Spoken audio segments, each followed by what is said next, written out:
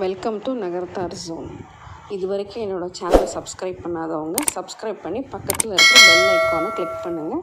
அப்போ தான் நான் வீடியோ அப்லோட் பண்ணும்போது உங்களுக்கு நோட்டிஃபிகேஷன் வரும். இன்றைக்கி நம்ம பார்க்க போகிறது மீன் குழம்பு. அதுக்கு தேவையான இன்க்ரீடியன்ட்ஸ். இது மூக்கு மீனுன்னு சொல்லுவாங்க, முரல்னு சொல்லுவாங்க. அந்த மீன் நான் எடுத்திருக்கேன். இந்த மீன் மட்டும்தான் செய்யணும்னு இல்லை, எந்த மீனில் வேணாலும் செய்யலாம். சங்கரா செய்யலாம். எந்த மீன் நீங்கள் என்ன மீன் வாங்குறீங்களோ எல்லா மீன்லேயும் செய்யலாம். இந்த மீனுக்கு மட்டும்தான் இப்படி குழம்பு செய்யணும் அப்படின்ட்டு இல்லை, எல்லா மீனையுமே யூஸ் பண்ணிக்கலாம். நீங்கள் என்ன மீன் மேலாலும் போட்டுக்கலாம். முரலுன்னு சொல்லுவாங்க அந்த மீனுக்கு பேர், மூக்கு மீனுன்னு சொல்லுவாங்க. அந்த மீன் வாங்கி வச்சுருக்கோம் இன்றைக்கி மீன் குழம்புக்கு. இதுக்கு தேவையான இன்க்ரீடியன்ட்ஸ் புளி இதெல்லாம் பார்க்கலாம். 2 எலுமிச்சம்பழம் அளவுக்கு புளி ஊற வச்சுருக்கேன். சின்ன வெங்காயம், வெள்ளைப்பூடு, பச்சை மிளகா 2 வகுந்தது, கருவேப்பிலை, தாளிக்கிறதுக்கு சோம்பு, சீரகம், தக்காளி 3. தக்காளி கொஞ்சம் நிறைய போட்டால் நல்லாயிருக்கும். உங்கள் டேஸ்ட்டுக்கு ஏற்ற மாதிரி போட்டுக்கோங்க. இது மிளகாத்தூள். நம்ம ரெகுலராக குழம்புக்கெல்லாம் திரிப்போம் இல்லையா, பருப்பு சேர்க்காமல் மிளகாத்தூள் வீட்டில் திரிப்போம். நாங்கள் அந்த மிளகாத்தூள் தான் மட்டனுக்கெல்லாம் யூஸ் பண்ணுறது, நான்வெஜ் எல்லாத்துக்குமே. மல்லி மிளகா கலந்து திரிச்சு வச்சுருப்போம், பட் பருப்பு அரிசி சேர்க்க மாட்டோம்.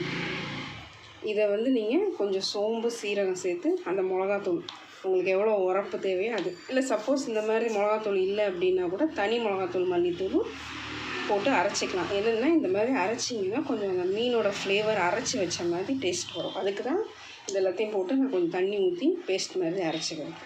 ஊற வச்ச புளியை இது இல்லாமல் குப்பை இல்லாமல் கரைச்சி எடுத்து வச்சுருக்கேங்க.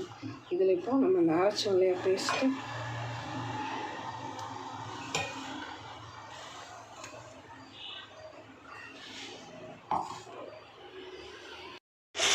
இதுக்கு தேவையான உப்பு இதில் போட்டுக்கலாம்.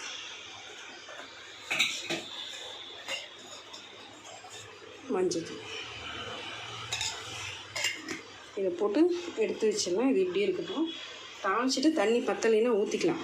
உங்களுக்கு எவ்வளோ தண்ணி வேணுமோ அதுக்கேற்ற மாதிரி தண்ணி ஊற்றிக்கலாம். ஏன்னா இது கரைச்சி இப்படி வச்சுட்டு தாளித்தோம்னா நல்லாயிருக்கும். எண்ணெய் காஞ்சிடுச்சு. அப்புறம் கொஞ்சம் சோம்பு, சீரகம், வெங்காயம்,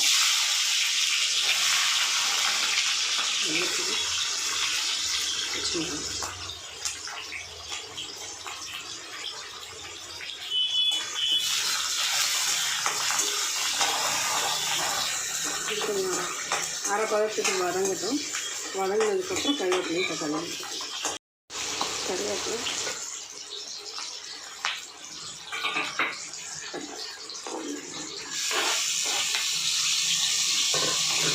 தக்காளி நல்லா மசிஞ்சு வர வரைக்கும் வதக்கணும்.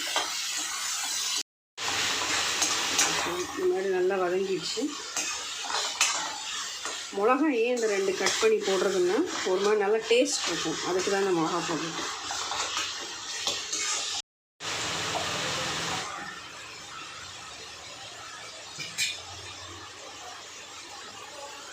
கரைச்சி வச்சுருந்தோம் இல்லையா,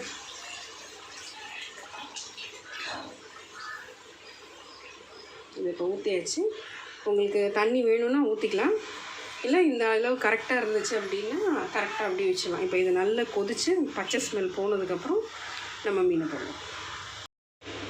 இந்த நுர கட்டி கொதிக்குதா, இது இப்படியே இந்த பச்சை ஸ்மெல் கம்ப்ளீட்டாக போகிற வரைக்கும் நல்லா கொதிக்கட்டும். கொதிச்சதுக்கப்புறம் நம்ம இதில் மீன் சேர்த்துக்கலாம். ஏன்னா உங்கள் எல்லாருக்குமே தெரியும், மீன் முன்னாடி சேர்த்துட்டா சீக்கிரம் உடஞ்சிடும்.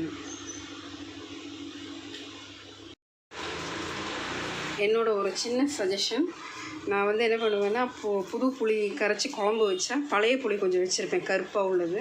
அதை கொஞ்சம் கரைச்சி இதில் ஊற்றினா கொஞ்சம் இந்த பிளாக் கலராகவும் பார்க்குறதுக்கு நல்லாவும் இருக்கும், சாப்பிடவும் டேஸ்ட் நல்லாயிருக்கும். இது ஆப்ஷனல் தான், உங்களுக்கு வேணும் விருப்பப்பட்டால் சேர்த்துக்கலாம். இவர் கருப்பு புளி இதோடு சேர்த்து கொதிக்க வச்சிங்கன்னா அது ஒரு ஃப்ளேவர் இருக்கும். நம்ம வச்சுருப்போம் கொஞ்சம் கருப்பு புளி, இங்கே இல்லாமல் இருக்காது, எல்லார் வீட்லேயும் இருக்கும். அது சேர்த்து நீங்கள் இதோட கொதிக்க வச்சுக்கலாம், உங்களுக்கு தேவைப்பட்டாதான்.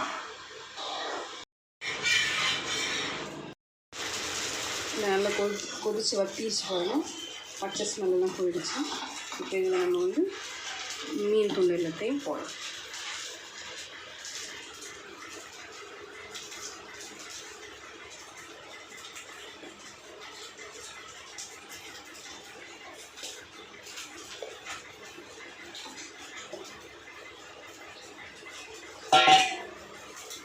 போட்டுட்டு இது ஒரு கிண்டிட்டு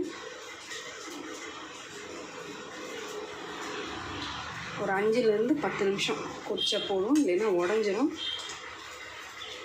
நல்லா ஹை ஃப்ளேமில் கொதிக்கணும்.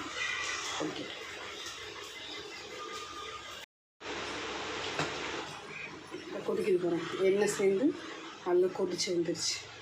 மீன் குழம்பு ரெடி ஆகிடுச்சு. இப்போ ஆஃப் பண்ணிடலாம்.